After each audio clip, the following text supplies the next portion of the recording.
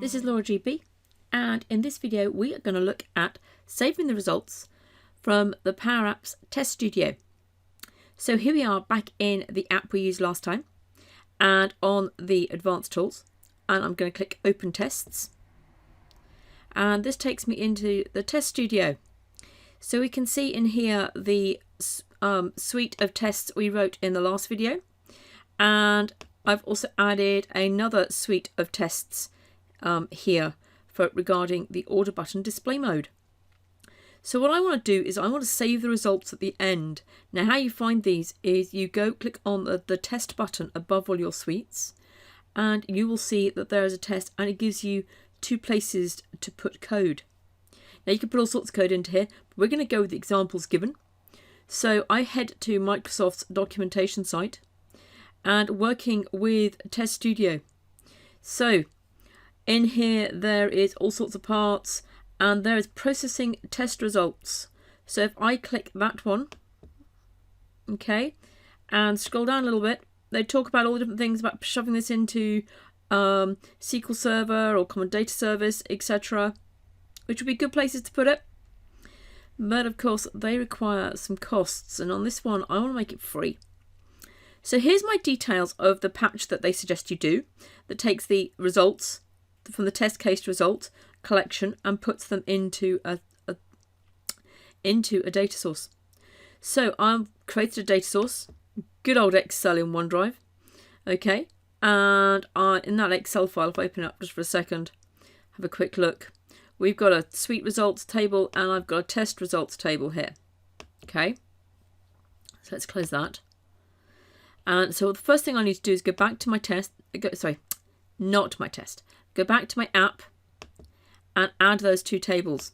Now there are some other methods that we could use that don't require you to add a connection, but this is the easiest one.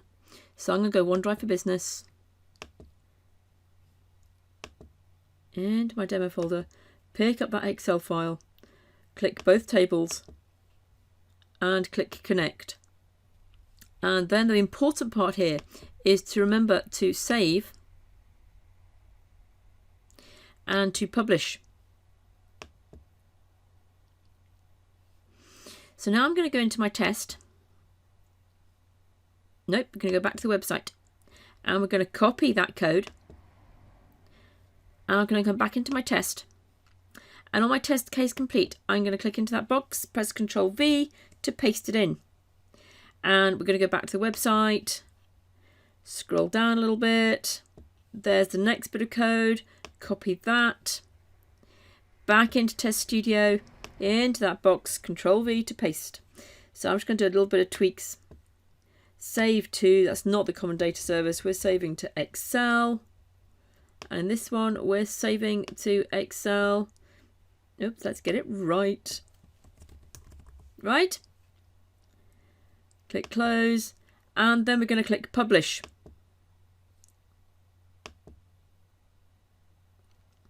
So the next part I'm going to do is I'm going to play, you'd have seen tests play before, so I'm going to speed this up and I'll see you at the end.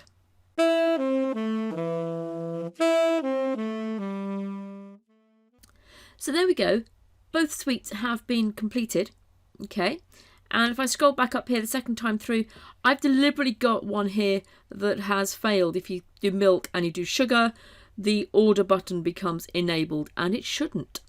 Okay, you should wait for the T strength as well. So now let's go and check where those results have gone. So I'm going to go into back